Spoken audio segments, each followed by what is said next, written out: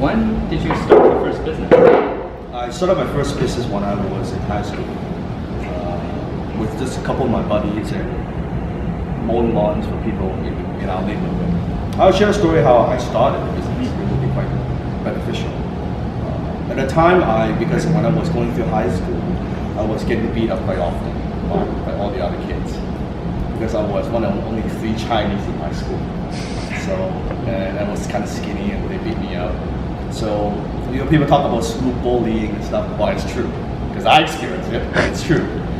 So then I learned martial art and karate and things like that, try to protect myself. Now, funny thing is, nobody tried to beat me up after I learned martial art, which it's not right. I thought I could practice, but nothing to practice on.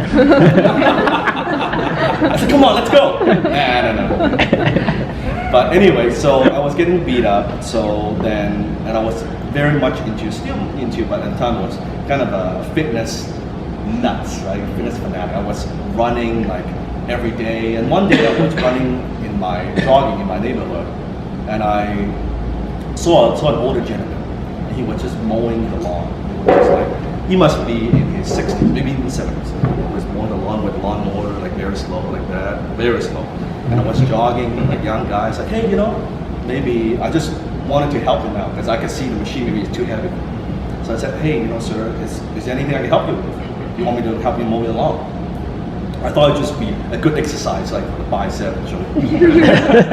So I would do that, and he said, "Oh, young man, sure, thank you very much." And I mow his lawn, and he said, "Oh, thank you very much." And no problem. I live just right there. He said, and then pour out $20. They gave me $20, and I thought, wow, this is interesting. I never thought I would make money doing this, but damn, it's $20, and for a high school kid, it's $20. Yeah. And I'm like, maybe I thought to myself, maybe there are other people who would need the same service. Now, there's one problem though. I couldn't afford to buy a lawnmower because those machines are expensive. I mean, they could be, at the time, like $1,000, something like that, a machine, like with the gasoline and everything. So I came with the idea. I said, sir, I live around here. And the machine was brand new. I said, obviously this is too heavy for me. I said, would it be possible, would you consider if I help you mow your lawn every week, no charge, but you loan me your machine? And he said, well, young man, what the hell? I'm not using it, it's too heavy for me. Okay, sure. So then I got my lawnmower with none of my own money. And then I said, okay, now I've got a lawnmower. I said, I'll take care of it. Then you repair, I'll add gas, anything, no worry. I'll take good care of it. So I got my machine. And then I need some customers, I need some clients. So at the time, my aunt, my mom's friend, a very good friend, she owns a printing shop. She would print business card and fly and things like that. And I approached my aunt and say, aunt, you do this printing business, you want to try to get business. I said, how about, why don't you print some flyers? And I will help you run around the neighborhood and I'll slip in the door and help you promote. She said, oh, that would be very nice. Yeah, sure. Why don't we do that? Yeah, why don't we do some of that? And a fly has 2 sides, right? I said, one side you print your printing business, the other side I print my lawnmower. That's free for me, right? That's free marketing. And she thought, why not? That's okay, it's a win-win. And so I did that, and I printed out 5,000-10,000 flyers. I was running around the neighborhood, was giving these flyers and things like that. And I have a phone number.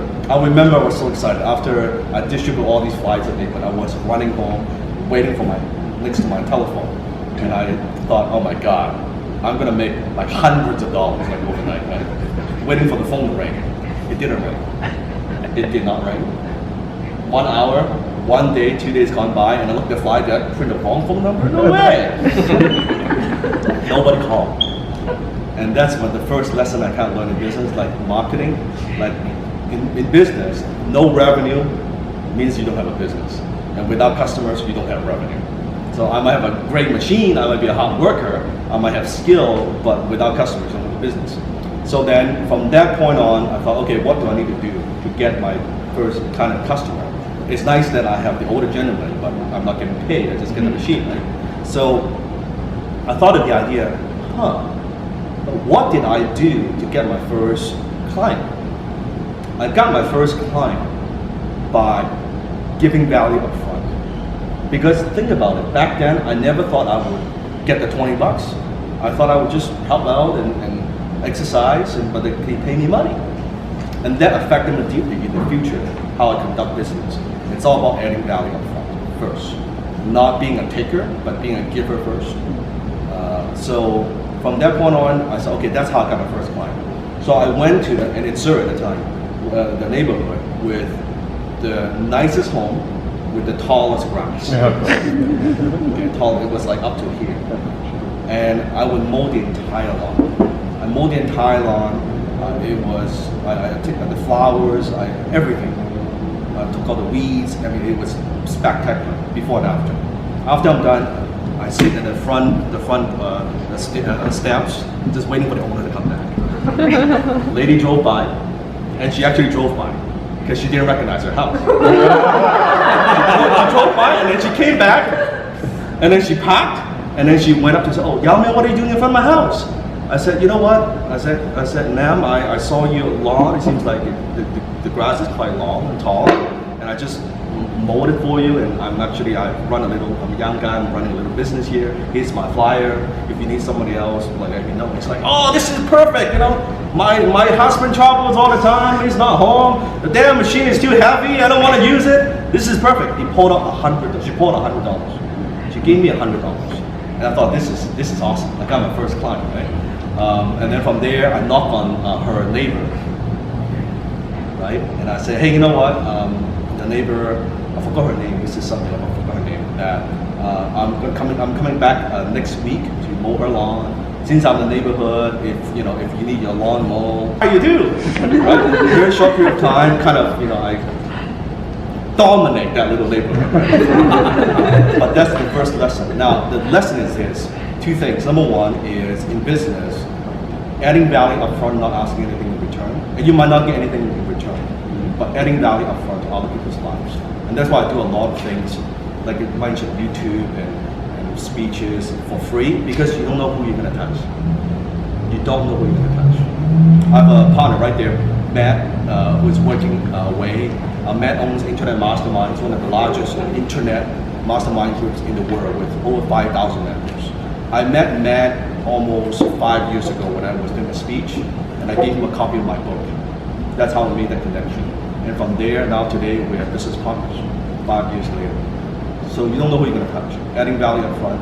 Second thing is, think of the first gentleman, the older gentleman, how I structure the deal. Mm-hmm. It's a win for him, it's a win for me, it's a win for my client. So it's a win-win kind of situation.